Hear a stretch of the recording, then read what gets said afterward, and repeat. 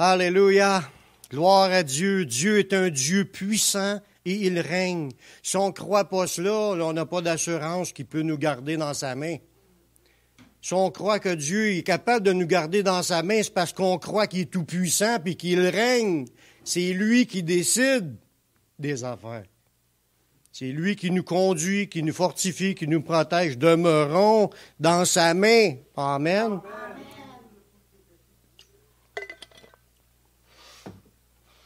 Amen. Gloire à Dieu. On est en train de faire une étude sur la marche par le Saint-Esprit. Comme j'ai déjà dit, c'est pas naturel de marcher par le Saint-Esprit. C'est pas quelque chose qu'on a en venant au monde et qu'on a appris à marcher toute notre vie. On commence à apprendre à marcher par le Saint-Esprit au moment de notre conversion.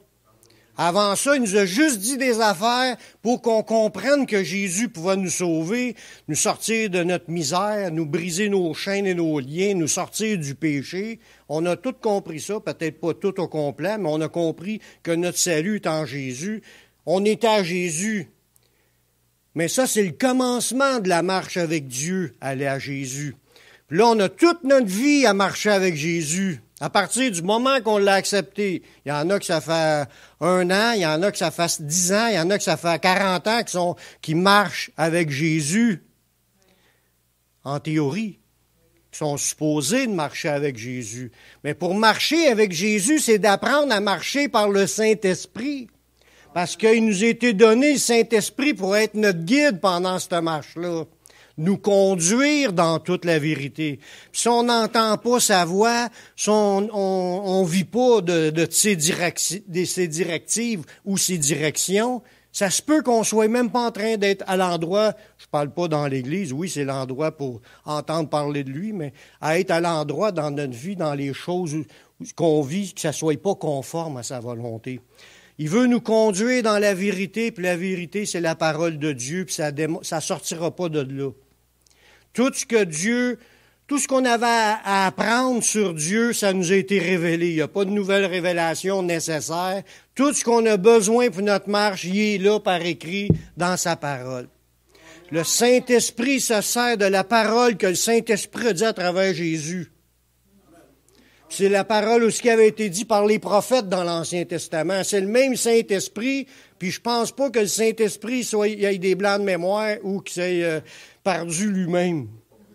Puisqu'il est là pour être notre guide, pour nous conduire.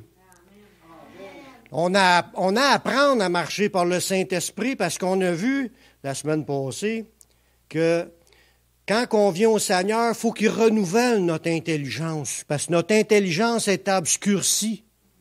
On était dans les ténèbres, on était aveuglés, on ne savait pas où qu'on s'en allait. On faisait n'importe quoi qui se passait devant nous, on disait n'importe quoi par notre bouche, on méditait, on pensait à toutes sortes d'affaires qui nous passaient par la tête, sans jamais faire attention. Puis vu qu'on était ignorant des voies de Dieu, on était dans le péché par-dessus la tête. C'est à cause de ça qu'on a crié au Seigneur et on a demandé son secours. Puis c'est pas pour nous rester là-dedans qu'il nous a secourus. C'est pour nous en sortir. Il dit, tiens, je te pardonne, mais là, je te laisse pas tout seul pour ta marche parce que tout seul, tu vas te retourner là. Il faut que tu sois équipé, puis il nous donne le Saint-Esprit pour nous emmener vers lui. Il veut nous conduire là-dedans dans toutes sortes de choses qui sont contraires à notre pensée. Il fallait qu'il change notre pensée, notre manière de voir. Aujourd'hui, on va voir que si tu marches par le Saint-Esprit, ça va te donner de marcher dans la sagesse. Dans la sagesse d'en haut. Parce qu'il faut faire attention. Il y a 2 sortes de sagesse présentement. Il y a la sagesse du monde, puis il y a la sagesse de Dieu, qui vient de Dieu. Ça n'a aucun rapport avec ce que le monde voit, ce que le monde analyse ou ce que le monde a atteint. La marche par l'Esprit nous donnera d'être renouvelés dans notre intelligence. On parle de l'intelligence spirituelle, là, avec les pensées de Dieu. Ça nous emmène là, la marche par l'Esprit. Ça, on a vu ça la semaine passée. Ça veut dire que dans tes pensées, tu vas avoir une compréhension, tu vas avoir une connaissance des choses de Dieu. C'est ça le ménage qu'il faut qu'il fasse. Ça, on appelle ça, en bon québécois, un lavage de cerveau. Fallait que Dieu nous fasse un lavage de cerveau. Quand quelqu'un il essaye de vous insulter en disant « Hey, tu t'es fait laver le cerveau », c'est parfait, j'avais besoin justement de ça qui me le lave, parce qu'il était sale au bout. On a besoin d'un lavage de cerveau, parce que notre cerveau tournait dans le mal. Les pensées tournaient que dans le mal, sans Dieu. On n'analysait pas avec les choses, avec la pensée de Dieu. On pensait avec une bonne vision personnelle des choses. Moi, je pense de même. Ça, c'est normal, tout le monde fait cela. Ça n'épate pas Dieu de marcher de même, c'est le monde qui marche de même. Mais là, le Saint-Esprit veut nous amener plus loin que juste savoir les choses sur Dieu. Il veut nous amener d'être compétents, des experts dans la pensée de Dieu, pas juste le savoir. Il veut nous amener à marcher dans la sagesse de Dieu. C'est de l'intelligence qui change, correct, mais il veut t'amener à marcher dans la sagesse de Dieu. Dans Tite, chapitre 2, le verset 11 et 13, ça nous dit, c'est la grâce de Dieu qu'on a reçue. Ça, c'est tout donné à travers Jésus. C'est la source de salut pour tous les hommes. Elle a été manifestée en Jésus, la sagesse de Dieu. Elle nous enseigne. Cette sagesse-là, il dit, la grâce de Dieu nous enseigne. Ça veut dire qu'on a de quoi apprendre le fait qu'on était à Jésus, qu'on a vu Jésus, la grâce de Dieu, la bénédiction de Dieu qui coulait à travers Jésus, tout ce qu'on a reçu en Jésus, mais ça nous parle, ça nous enseigne à renoncer à l'impiété, aux convoitises mondaines. Il faut arrêter de vivre comme qu'on marchait auparavant dans nos désirs humains. Elle nous enseigne à renoncer à cela, puis elle nous enseigne à renoncer, elle nous enseigne à vivre dans le siècle présent selon la sagesse. Ça veut dire que Dieu, non seulement, il faut qu'il nous équipe de sa sagesse, mais en plus, il faut qu'on marche dans sa sagesse, dans la sagesse qu'il nous a fait comprendre, qui ne venait pas de nous. C'est une sagesse qui vient de Dieu. Puis ça, frères et sœurs, on va prendre ce matin conscience que ça existe, la sagesse de Dieu, puis qu'on doit marcher dans la sagesse de Dieu. Dieu s'attend à ce que chacun de nous, on soit amené par le Saint-Esprit dans la sagesse de Dieu. Ça nous le dit, le fait que tu étais à Jésus, ça t'a enseigné deux choses. À renoncer à tout ce qui est des convoitises charnelles puis de la manière mondaine qu'on a appris à vivre. Il faut renoncer à cela, puis il faut être amené à marcher dans la sagesse qui vient de Dieu. Dans la sagesse, la justice, la piété, en attendant la bienheureuse espérance du jour que Jésus va venir nous chercher. En attendant, il faut renoncer à des choses, puis il faut marcher selon la sagesse de Dieu. Mais si on n'a jamais entendu parler, on ne sait pas de quoi est-ce qu'on parle. Quand on parle du mot sage, là, la sagesse là, de Dieu dans ce passage-là, ça parle d'un homme sage, d'un savant. Oups! Ça va bien plus que juste le savoir. Il veut que chacun de nous, on soit des savants, des gens instruits, connaissants, qui maîtrisent le sujet de ce qu'on parle. On parle de Dieu, on parle de la volonté de Dieu. On devrait, au bout d'un certain temps, commencer à maîtriser le sujet. Surtout quand si ça fait 40 ans qu'on écoute, qu'on est à l'écoute de Dieu, puis qu'on lit notre Bible, puis qu'on cherche à connaître et à comprendre, ça serait juste normal que j'aie atteint une certaine maîtrise dans la compréhension de ce que Dieu veut, ce que Dieu veut pas. Être sage, ça a le sens d'être habile dans les lettres, être cultivé, être instruit. Des philosophes, des orateurs, c'était des gens qui étaient appelés des hommes sages, des théologiens, des enseignants chrétiens. C'est ça, être un homme sage, c'est quelqu'un qui a atteint un niveau de maturité dans les compréhensions des choses de Dieu. Mais il y a aussi l'élément de l'autre point que je vous donne là, qui forme le meilleur projet, puis utilise les meilleurs moyens pour les exécuter.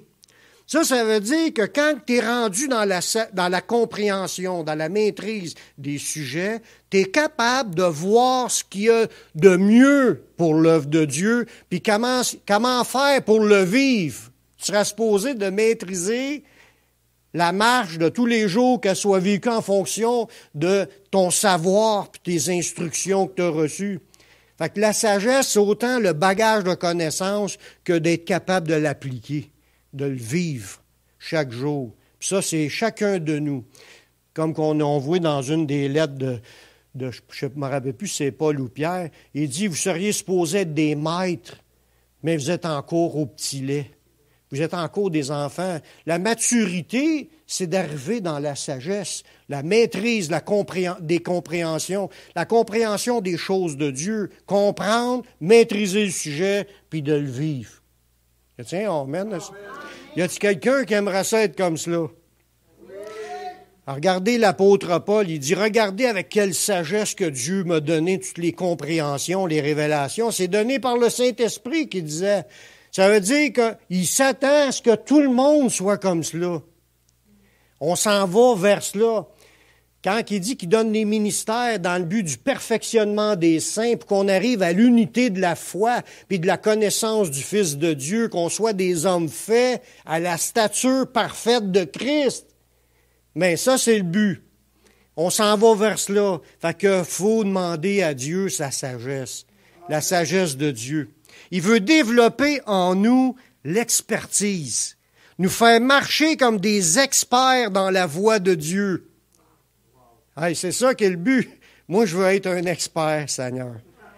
Je suis encore père, mais je veux être un expert.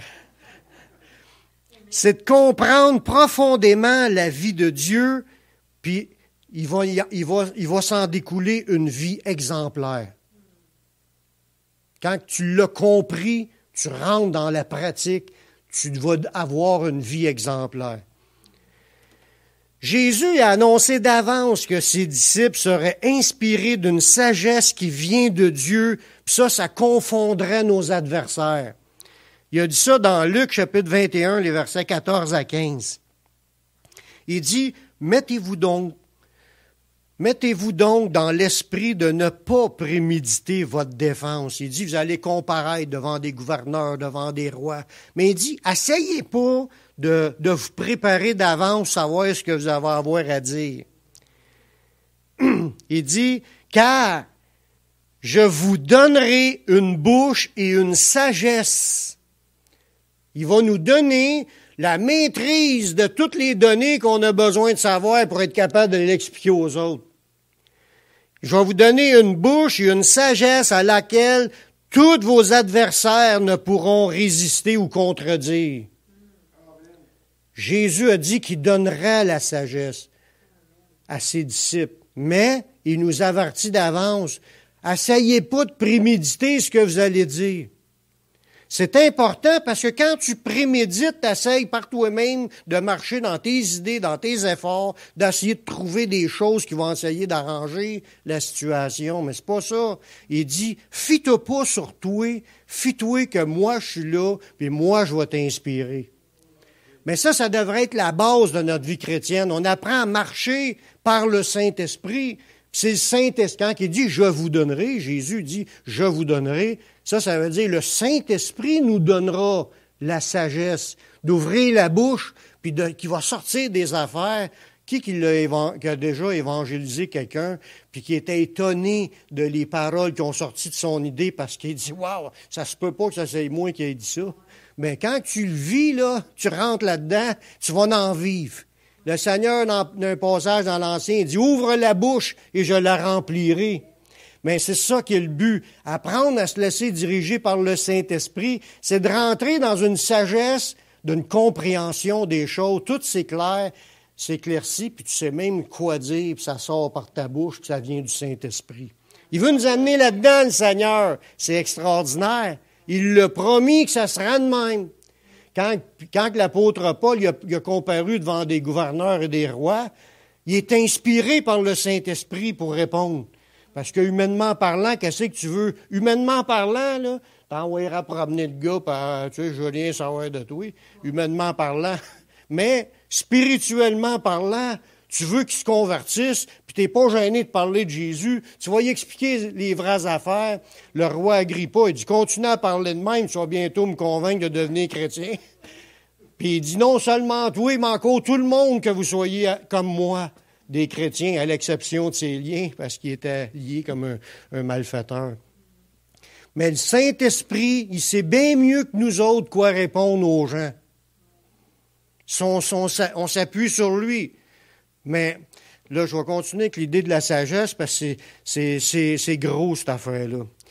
La sagesse qui vient de Dieu est surnaturelle et est produite par le Saint-Esprit. Parce que c'est pas juste pour le moment où ce que tu as ouvert la bouche. Jésus a dit ça, lui, comme exemple, que tu vas là être animé par l'Esprit. Mais la sagesse, ça doit être une recherche de tous les jours, de marcher dans la sagesse de Dieu.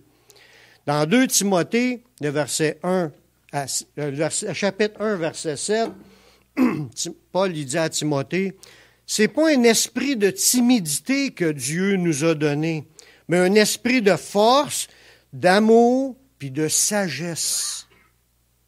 Cette sagesse-là est donnée par le Saint-Esprit. Il dit, c'est pas un esprit de timidité, c'est un esprit de sagesse qu'il t'a donné. Il nous a donné celui qui connaît toutes les choses de Dieu. Il est là, il est en moi. Ce que l'apôtre Paul disait, que ça nous est révélé par l'Esprit, toutes les choses de Dieu t'ont révélé par l'Esprit, c'est parce que c'est Dieu. L'Esprit, c'est Dieu, puis il sonde tous les profondeurs de Dieu, il connaît tout sur Dieu, puis il est capable de donner tout ce qu'on a besoin de savoir pour les situations qu'on traverse. Si on apprend à se confier en lui, sans se fier sur nos capacités. Il nous dit qu'on l'a reçu, ce Saint-Esprit-là. Il dit, l'Esprit qu'il nous a donné, ce n'est pas un esprit de timidité, un esprit de force, pour être fort dans le Seigneur, pour être rempli d'amour, puis de marcher dans la sagesse de Dieu. On a déjà reçu l'Esprit qui peut produire cela en nous. Puis quand tu es chrétien, ça ne veut pas dire que tu vas marcher dans la force. Ça ne veut pas dire que tu vas marcher dans l'amour, puis ça ne veut pas dire que tu vas marcher dans la sagesse automatiquement. Même si cet esprit-là, il est ça, il peut te donner ça, mais il faut que tu y ailles le chercher, il faut que tu sois à l'écoute, il faut que tu y demandes qu'il te le communique, qu'il vienne le faire en toi. Tu peux avoir reçu le Saint-Esprit, naître de nouveau, puis marcher dans la haine de ton frère, puis marcher faible spirituellement, puis tu n'avances pas dans ta vie chrétienne, puis tu ne confesses pas de versets, puis tu es comme errant, puis tu te laisses aller à tous les péchés qui se présentent devant toi, puis pas avoir de sagesse du tout. Pourtant, tu es né de nouveau, mais il faut que tu apprennes à marcher par l'Esprit. Ce n'est pas automatique. Paul, il priait pour que les frères et sœurs, afin qu'ils soient remplis de l'Esprit, de sagesse puis de révélation. C'est quelque chose que tu continues à prier pour avoir cela. Puis ça va être pour toute ta vie que tu vas chercher à être dans cela, la sagesse de Dieu, puis les révélations de la parole. Dans Éphésiens 1, 17, il dit que le Dieu de notre Seigneur Jésus-Christ, il dit qu'il est en train de prier, afin que le Dieu de notre Seigneur Jésus-Christ, le Père de gloire, vous donne un esprit de sagesse, de révélation dans sa connaissance. Il parle à des chrétiens, là, il ne parle pas à des gens dans le monde. Ça veut dire que tu peux être un chrétien puis pas être dans cela, dans la sagesse. Être un chrétien pas sage. Je suis sûr que vous avez déjà vu des chrétiens qui n'étaient pas sages, qui ne marchaient pas selon les conseils de Dieu. Puis si on fouille un peu, je pense qu'on va se rappeler que nous-mêmes, on a marché dans des manières qui n'étaient pas sages. On a fait des affaires, des folies, des niaiseries, puis on en a honte. Puis on demande pardon au Seigneur pour cela. Donc, ça veut dire que quand tu le vis pas, faut que tu le demandes. Faut que tu sois dans la recherche de marcher dans cet esprit de sagesse, puis de révélation, des connaissances, que Dieu te communique ses pensées, puis que même ses directions dans ta vie. Nous sommes envoyés dans un monde hostile à Dieu, là. On n'est pas n'importe où, on est dans le pire endroit qu'un chrétien pourra pas être. d'un monde hostile, un monde qui aime pas Dieu, puis qui aime pas marcher de la manière que Dieu veut qu'on marche. C'est un monde qui marche contraire à tout ce que Dieu enseigne dans sa parole. Presque dans tous les sujets, on pourra trouver dans tous les sujets de la Bible, sur toutes les morales ou ses commandements, on trouve des gens qui marchent contraire. On est dans un pays, un monde hostile à la pensée de Dieu. C'est important que nous, les chrétiens, qu'on marche avec la sagesse de Dieu. Si on oublie Dieu, on est loin de marcher dans la sagesse de Dieu. Puis si on croit en Dieu, puis qu'on a adhéré à Dieu, il faut connaître, il faut maîtriser, comme je disais tantôt, être des experts, de connaître ce que Dieu a à nous dire, ou ce que Dieu aime, ce que Dieu aime pas. C'est pour ça que dans la semaine passée, on a lu le passage d'être renouvelé dans notre intelligence pour qu'on discerne la volonté de Dieu, ce qui est bon, ce qui est agréable, ce qui est parfait.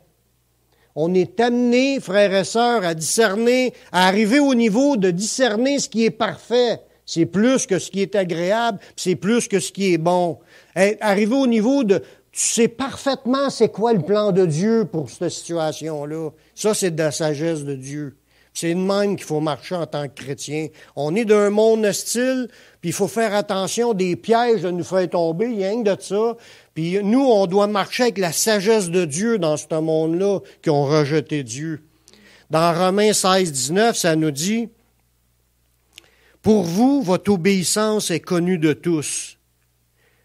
Je me réjouis donc à votre sujet et je désire que vous soyez sages en ce qui concerne le bien et purs en ce qui concerne le mal. » Quand tu commences à être sage en ce qui concerne le bien, parce que tu discernes, tu es un expert, tu comprends ce que Dieu veut, ça va t'amener à être pur aussi, puis pas toucher à rien de ce qui n'est pas de Dieu.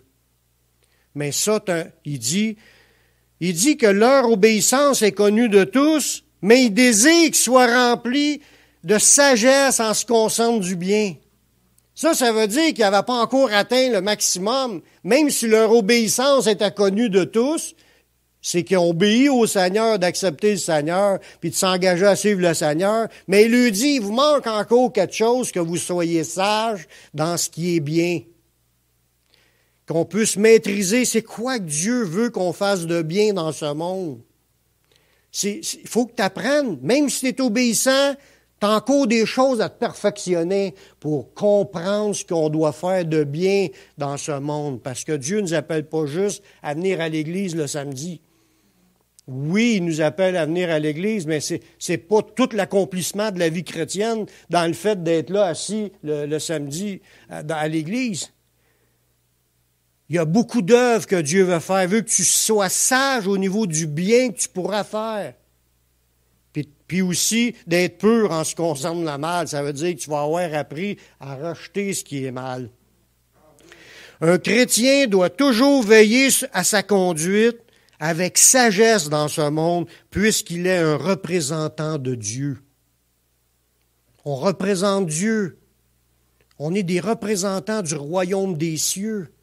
On est des ambassadeurs envoyés dans une terre étrangère, le pays de la terre, pour venir parler des vertus de Dieu, puis de la grandeur de Dieu, puis de la volonté de Dieu. On est là pour l'expliquer, mais il veut qu'on se conduise avec sagesse dans ce monde-là, la sagesse qui vient d'en haut. Dans Colossiens 4.5, ça dit « Conduisez-vous avec sagesse envers ceux du dehors. » Parle encore de la sagesse de Dieu.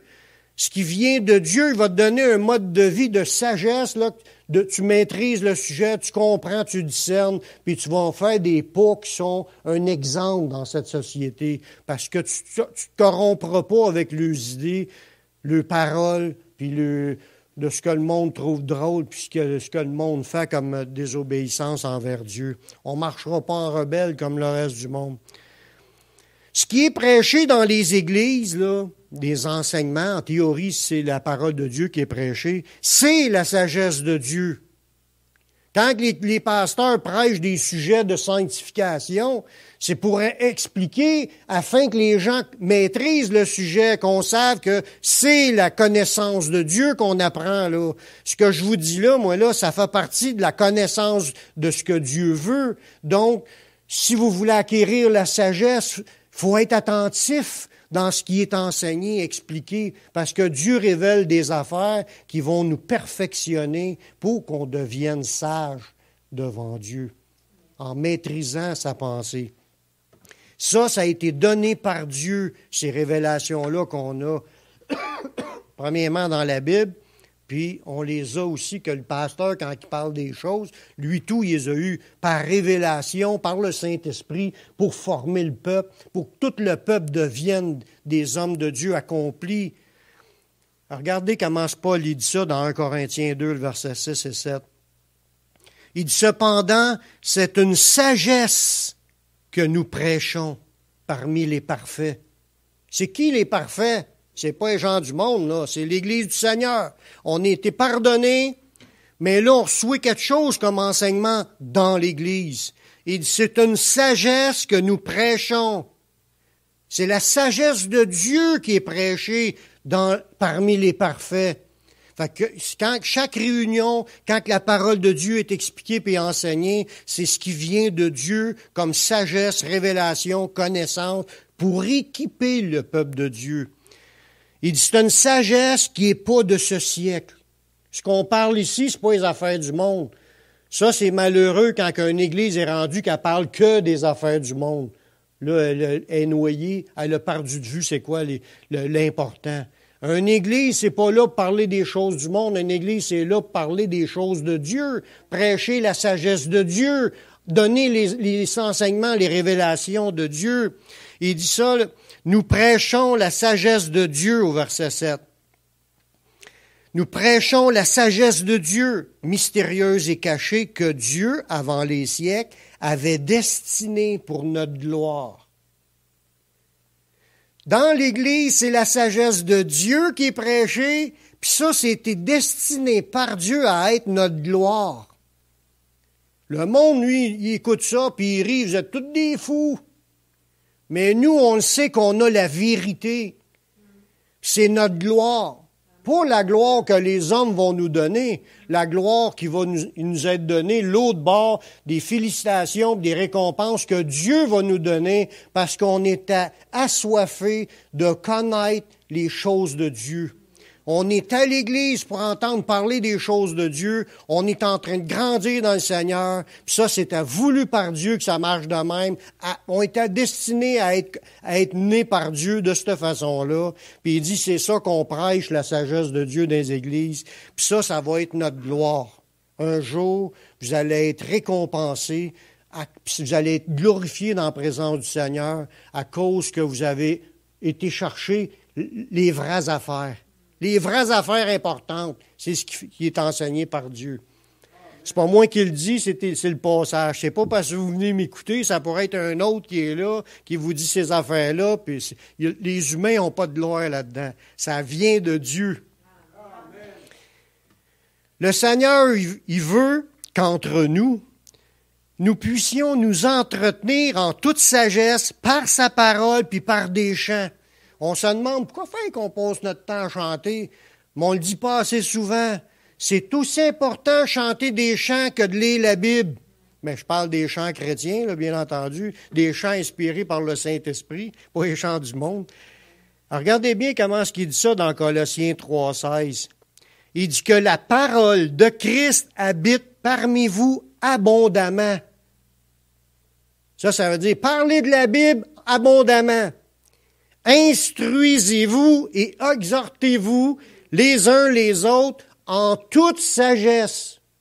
Ça veut dire que quand on est en train de se nourrir spirituellement en se parlant de la Bible, on est en train de s'instruire les uns les autres. Pas juste quand c'est le pasteur, quand vous êtes ensemble. Parlez des choses de la Bible, de la sagesse, des révélations, des choses que vous avez compris, puis on partage, on s'édifie, on s'exhorte, comme c'est écrit là, on s'instruit, on s'exhorte avec la sagesse de Dieu.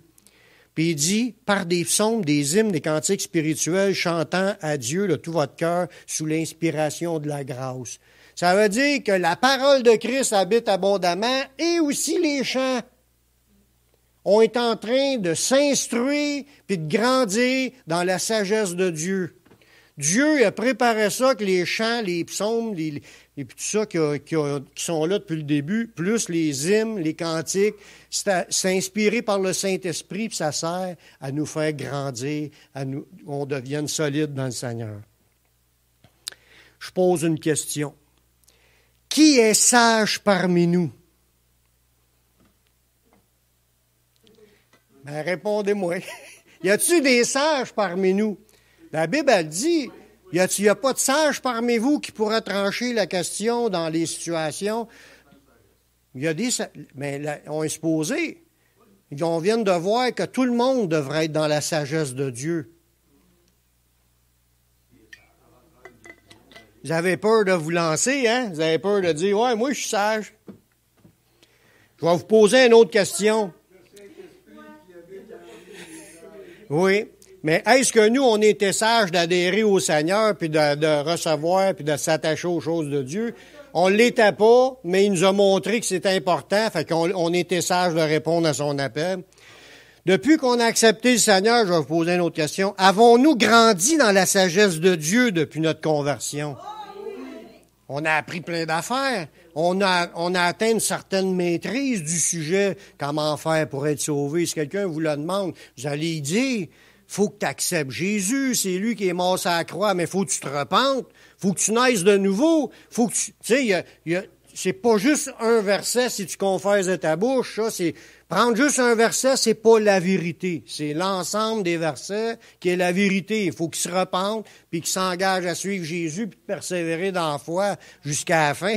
Bon, mais ça, on a grandi depuis notre conversion, mais être dans la sagesse de Dieu, ça doit être visible avec nos yeux. Ça doit être perçu par les autres. Dans Jacques 3,13, ça dit, « Lequel d'entre vous est sage et intelligent? » Lequel d'entre nous qui est sage et intelligent? On serait supposé de tout dire « Amen », on l'est tous. Mais ça dit qu'il montre ses œuvres par une bonne conduite avec la douceur de la sagesse. Lequel qui est sage? On devra tous devenir des sages. On est tous en voie d'être sages dans le Seigneur avec la sagesse de Dieu. Mais il dit, montre-les dans tes œuvres avec une douceur dans ta relation avec les autres. Ça prend des amen à quelque part. Jacques nous dit que la sagesse devrait se voir à l'œil nu par nos œuvres. C'est beau de dire qu'on est sage, puis si on n'est pas capable de s'accorder avec les frères et sœurs, on est dans les ténèbres, on a la sagesse charnelle, diabolique. C'est ce que je vais vous dire dans le prochain verset. Jacques ajoute que si un chrétien est animé d'un zèle amer ou un esprit de chicane, c'est pas le fruit de la sagesse d'en haut. Ça, ils sont obligés de nous enseigner là-dessus parce que c'est vrai, qu'est-ce qui est dit là. Ils sont obligés de le dire parce qu'il y a des chrétiens.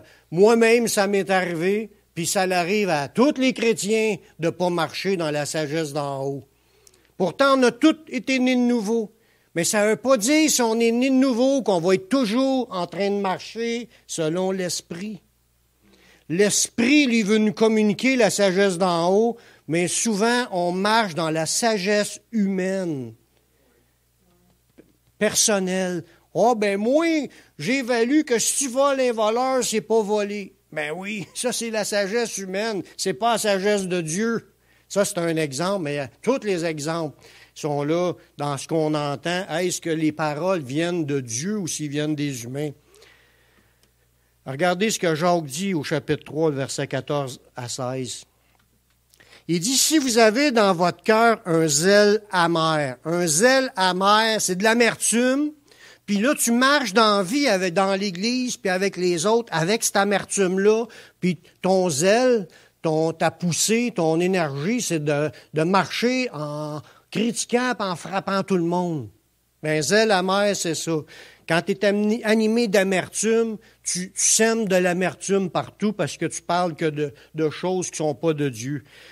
Puis si tu marches d'un zèle amer, il y a un esprit de dispute. Ça, c'est de la chicane. Tu es haut dans l'idée de se pogner avec un puis avec l'autre. On ne cherche pas que l'autre soit béni, puis que l'autre est heureux qu'il soit béni, puis que l'autre soit édifié. On cherche à rabaisser les autres, puis à frapper, puis à traiter des noms.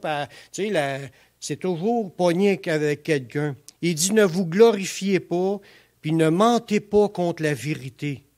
Cette sagesse n'est point celle qui vient d'en haut.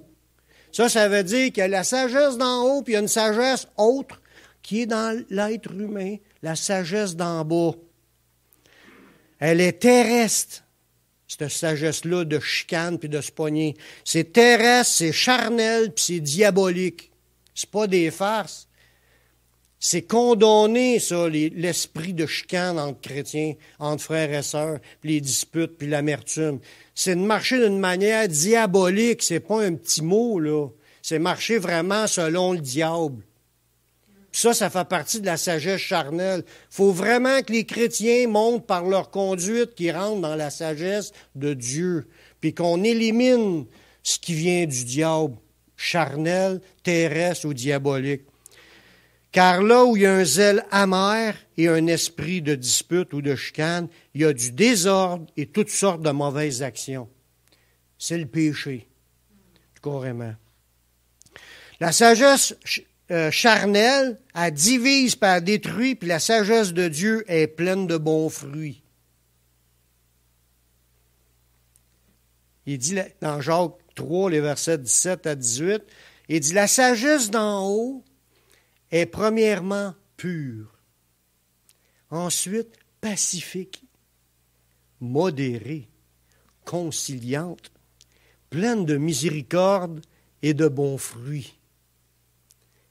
Exemple de duplicité, ça d'être et d'hypocrisie, c'est un peu synonyme.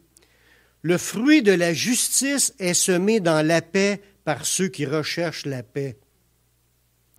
Si on veut une vision là, de c'est quoi de marcher dans la sagesse de Dieu, ça doit être vu par nos œuvres.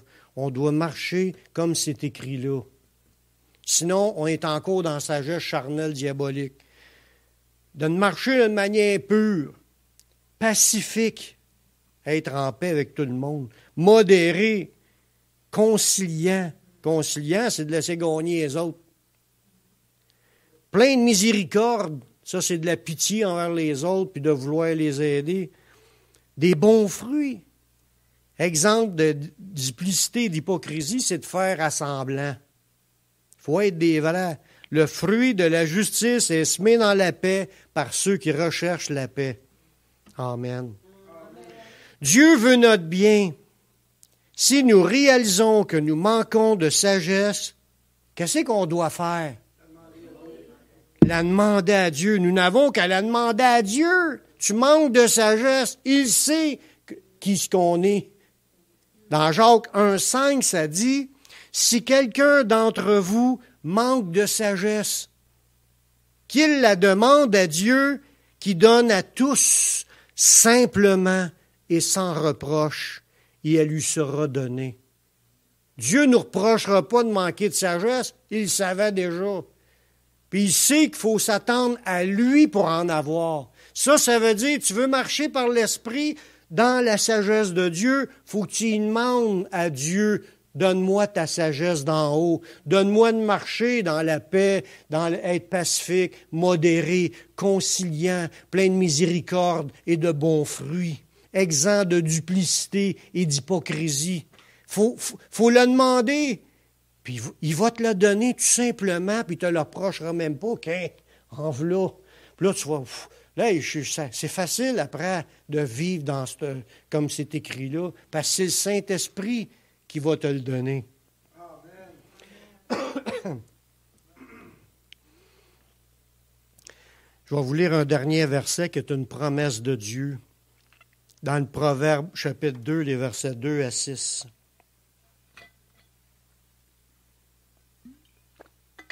Qui veut la sagesse de Dieu? Oui. On la veut toute. Il dit, si tu rends ton oreille attentive à la sagesse, si tu inclines ton cœur à l'intelligence, oui, si tu appelles la sagesse, puis si tu élèves ta voix vers l'intelligence, si tu la cherches comme l'argent, si tu la poursuis comme un trésor, alors tu comprendras la crainte de l'Éternel et tu trouveras la connaissance de Dieu, car l'Éternel donne la sagesse, de sa bouche sortent la connaissance et l'intelligence. Wow! C'est ce qu'on devrait tous être enclins de demander au Seigneur. Seigneur, donne-nous ta sagesse, l'intelligence. Ça devrait faire partie de nos prières à chaque jour. Si vous avez des sujets de prière, incluez-les dans votre sujet de prière. Demandez à Dieu la sagesse d'en haut, puis l'intelligence spirituelle, la connaissance, les révélations. Puis il dit, si t'aspires à ça, là, il va te la donner. Il dit, il est celui qui donne. L'Éternel donne la sagesse. De sa bouche sortent la connaissance et l'intelligence. Ça veut dire que tu vas entendre Dieu t'en donner des révélations, des pensées, des compréhensions. Puis tu vas savoir où tu t'en vas, puis tu vas être capable de marcher d'une manière qui lui soit agréable, puis qui va emmener une bénédiction pour le peuple de Dieu. Amen. On va prier. Seigneur, je te remercie pour ta parole qui est vraie. Seigneur, j'ai premièrement te demander pardon, Seigneur, pour tout le manque de sagesse, toutes les fois qu'on a marché d'une manière de sagesse charnelle et diabolique. Pardonne-nous, Seigneur. Purifie nos vies par le sang de Jésus. Et on reconnaît qu'on a besoin de ta sagesse. On veut marcher par l'Esprit. On va apprendre à marcher dans la sagesse de Dieu. Révèle-nous ta pensée, Seigneur. Donne-nous cette sagesse. Donne-nous l'intelligence. Donne-nous la connaissance. Donne-nous les instructions. Donne-nous tout ce qu'on a besoin de comprendre afin qu'on marche puis qu'on brille dans ce monde. De ta lumière à toi, Seigneur, ce qui est notre gloire. Seigneur, je te demande de bénir chacun de tes enfants puis qu'on puisse continuer à grandir dans le Seigneur par l'assistance de ton Saint-Esprit. On s'en remet à toi dans le nom de ton Fils Jésus-Christ. Amen.